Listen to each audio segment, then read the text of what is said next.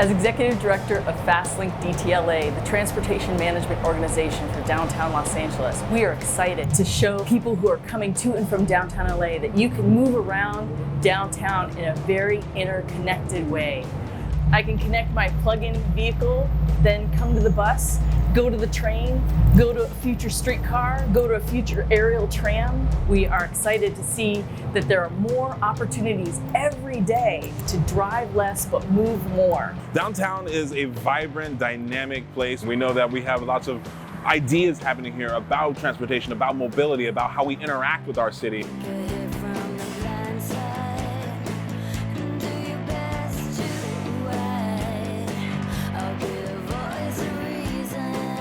People are tired of 3-hour commutes to downtown Los Angeles. They want to get their lives back and be able to walk to places, take transit to places, and really get out of their cars.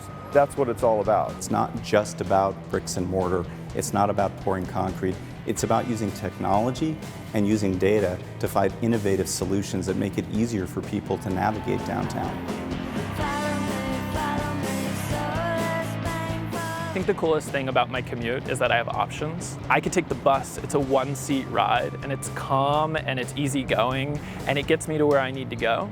Or I could hop on an e-bike from Metro Bike Share, and within about 25 minutes, virtually the same amount of time, I can take the bike routes through downtown and get to work and feel like I got my workout for the day. I'm not biking in downtown LA, but my employees are. Every day I come to the office, I take a Silver Line bus, get off and walk into my office just a few feet away. I use the Dash regularly when I need to get someplace else when I'm in downtown LA, and it's great. It's all working. There have been recent studies about transportation happiness and transportation's relationship to health and stress reduction. Switching from driving alone to van pooling can reduce your daily stress level up to 31%. That is huge. The thing about downtown Los Angeles is in the last 20 years, it has gone through a complete renaissance. Last year, we welcomed a record 50 million visitors to Los Angeles. 15 million visited downtown Los Angeles. So another 7 million Angelinos come downtown every year for a total of 22 million visitors, over $5 billion of direct spending. There are over 550,000 people who are employed by travel and tourism in Los Angeles. So the key is to find affordable mobility solutions that visitors and residents alike can enjoy. I'm excited to see the results of the survey to start to give us insights into the transportation needs of women and families. And so we are always interested in any survey information we can get back that begins to give us insight into how women travel differently. The way that we've designed and delivered our transportation system in the United States has really heavily favored people who work a 9-to-5 white-collar job. And we know that for women in households around the city who do a really large portion of sort of unpaid household labor, they have different needs. One of my hopes is that we're going to engage more people from diverse backgrounds, and that includes people with disabilities, people of color, aging, because we don't know what we don't know. And we need all those voices to be able to bring forward that knowledge and then build something that works for everybody. We're really trying to utilize technology to make riding easier. So we've designed a sticker that has a tap chip inside of it that can go on a school ID or a business ID. In this way, they can make the investment of being able to give all of their employees the opportunity to ride transit while only needing to pay for the rides that are actually taken. Now you have a lot more options, and it means that a lot more parts of downtown LA will be within reach of people. So you'll be able to get around different parts of downtown that you really weren't able to get around in the past. For Butterfly, it's on-demand and scheduled transportation for persons with disabilities, anyone with a barrier to transportation. We can use technology to do good for the community. What I'm really excited here in downtown Los Angeles is conversations around bus-only lanes. Metro and the City of Los Angeles are trying to do bus-only lanes right here in downtown on 5th and 6th and Grand and Olive in the summer of 2020. If we can speed up buses, getting them out of traffic in their own lane, which everyone's talking about right now in downtown LA, and also we can do that at a low cost, so we can do that in the next 6 months, and I'm excited to see that happen. We have people with children here. We have families in downtown. About half of them say, it's important for me to stay in downtown and raise my kids here because it has certain things that they like. You know, they like the diversity, they like the variety of experience, they like being a part of this kind of close, dense community. What's happening over the next 20 years is we are going from the downtown of Los Angeles to really being the city of DTLA, a city unto itself. The projection is that we are going to go from 80,000 to 200,000 in 2040. 200,000 people is a mid-sized U.S. city at the center of the second largest city in the U.S. It's important to understand that dynamic when you look at transportation. I think that you're starting to see this beautiful unfolding of a truly multimodal network. We know that the transportation sector in particular is now one of the chief causes of unhealthy emissions that are impacting our air quality and leading to really long runs of unhealthy and unclean air days. It's just changing. So the planning of the city has adjusted to attitudes of people, and then people have adjusted to the changing planning of the city. So it's kind of a back and forth. We have to have more housing closer to transit, and downtown has really led the way in showing that that is a lifestyle that people in Los Angeles really want. One of the benefits of having a community brunch party is the community comes together and starts talking about the things that affect their life living down here. There's just going to be too many people downtown for us to have the sort of auto-centric life that we've lived in Southern California. There are options that don't involve fossil fuels. It's good for our environment, it's good for our health here. We're focusing on the microtransit side. We have a scooter company called Spin, which has a permit to operate in Los Angeles. When we think about safety, we're working on a tool called Safety Insights and really thinking about where are some of the vulnerabilities within the transit network from a safety perspective, and really looking at connected vehicle data to really understand extreme acceleration and braking. And this is really important information as we think about safety on our roadways and in our streets, and really understanding where some of the heart of those issues may lie before an actual crash does happen. So making sure that we give access to communities that are safe, but also with dignity for those who are maybe with disabilities, parents who might have a stroller, making sure all those communities are serviced is going to be important as well. This is really, I think, a transformative moment for downtown Los Angeles. And as I'm thinking about where I retire, I'm not quite there yet, but within the decade, downtown seems like a great place because everything's right there for you.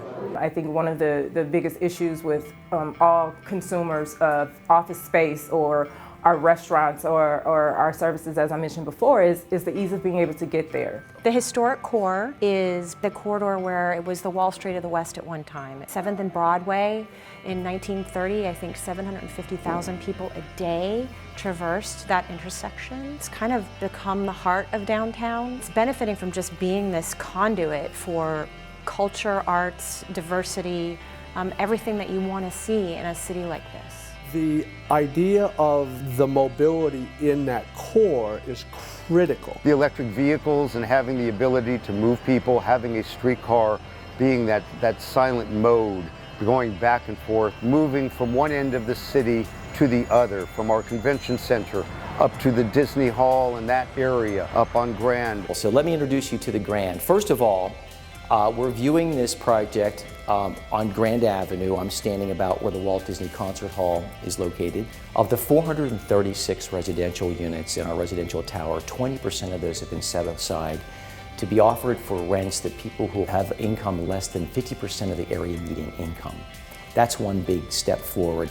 It sits right between two large mass transit stations. It's within a quarter-mile radius of 10 bus lines. We are advocates for housing at all levels, and we want to continue to be part of a conversation when we're talking about housing and transportation, is where are we putting those folks who are what we call the missing middle, and how we're connecting them better to the downtown lifestyle.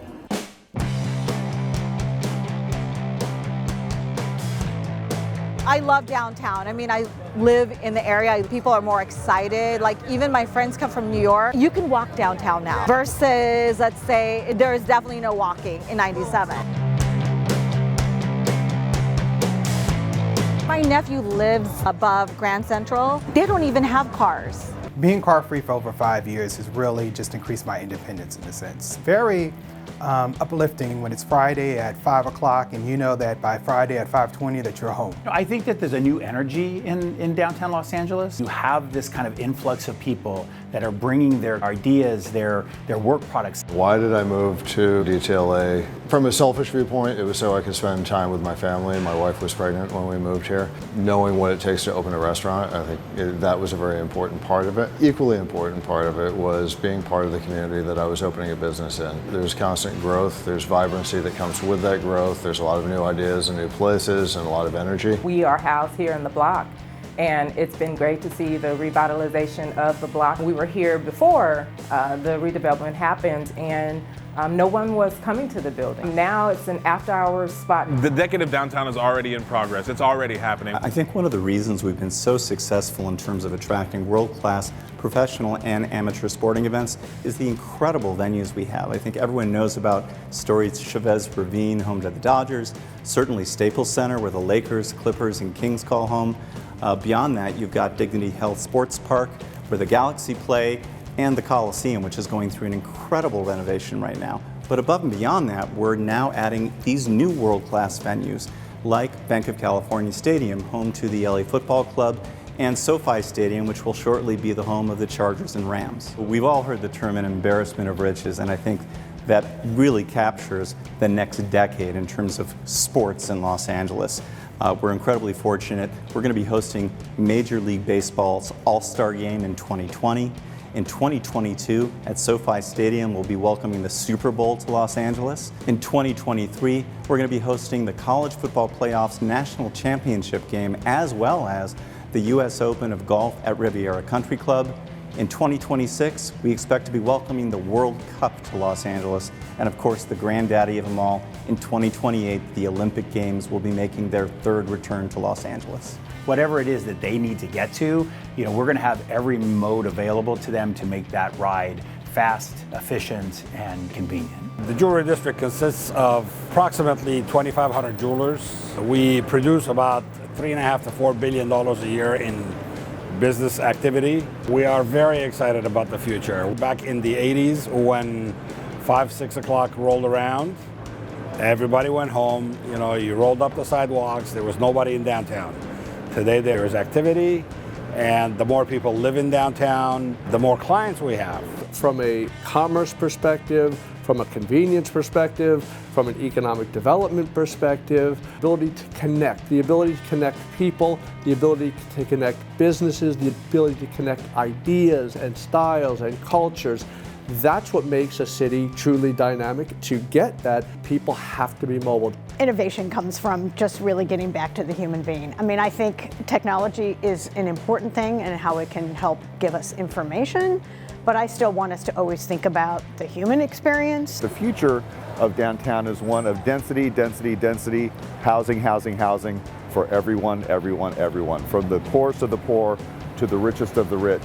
And transit is going to be an extraordinarily important part of that story. Yeah, the decade of downtown is exciting. Making sure we have a vibrant downtown so anyone who comes and visits our city can access it, but also for Angelinos to reintroduce themselves to downtown. Downtown is now a destination. I've worked here since 1989, so I've seen the transformation. My favorite thing about working with Fastlink DTLA is showing people the system that I love. We are a city that likes to travel around. We're a city that likes to go see new things. And if you can't get there, it's going to choke off that spirit. Without the survey, then we're not going to have the data we need in order to be able to do it right. What Fastlink will do is really help us, with their research and their studies of the mobility options and the mobility needs of the people of Los Angeles. It will help us better refine our service offerings, and that will help us really create that mobility decade of downtown. GoDTLA. You got to take the GoDTLA survey. Take the GoDTLA survey. Take the GoDTLA survey. Take the GoDTLA survey. GoDTLA and take the survey. Take the GoDTLA survey. Take the GoDTLA survey.